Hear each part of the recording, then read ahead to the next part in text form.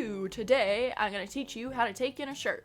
So the bottom of this shirt is a bit big on me. The only way to get the shoulders to fit was to have the bottom too big. So we're going to take the side seam that comes down from the armpit and we're going to lay it flat while the shirt is inside out. And then we're going to pin it from the armpit to the bottom. And we're going to try and get the bottom to match as closely as possible. Since it is sewn to have the seam in it where it currently is, it may not 100% match at the bottom. Just make sure it's not noticeable while you're walking around for people to see. If there's a couple inches difference, then people are going to notice that. But if there's about a centimeter, no big deal. Now do the same thing on the other side. Remember, we are inside out, and we're doing it from the armpit down to the bottom. So just keep on pinning. Be careful not to prick yourself, because that would hurt. And you can make your pinning go way further out than you ever plan on putting your sewn line. This is purely just to keep it flat. I don't even always pin it, but it is that extra assurance that you won't get weird bubbles in your line if you actually pin it. So remember, we're inside out. Seal your seam as you start sewing.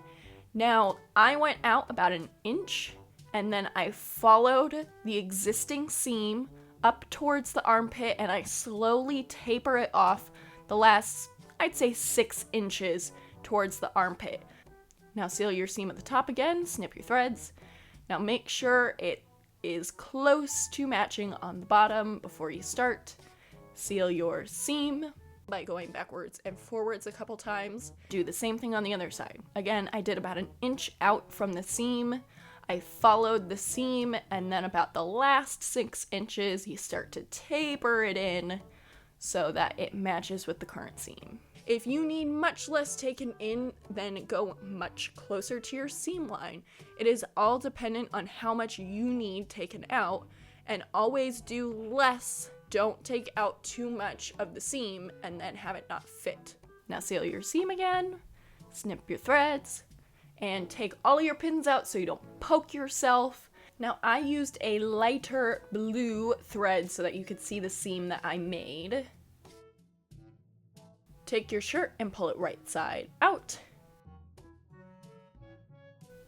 Now you can leave that little flap on the inside because you won't be able to see it, but if you're doing a skin-tight garment or a stretchy material or something, you can cut it off and then seal the edges on your sewing machine so that they don't fray.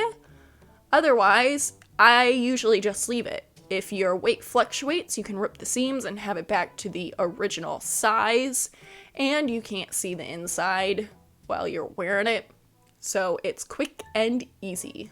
And look, you can't even tell from the outside.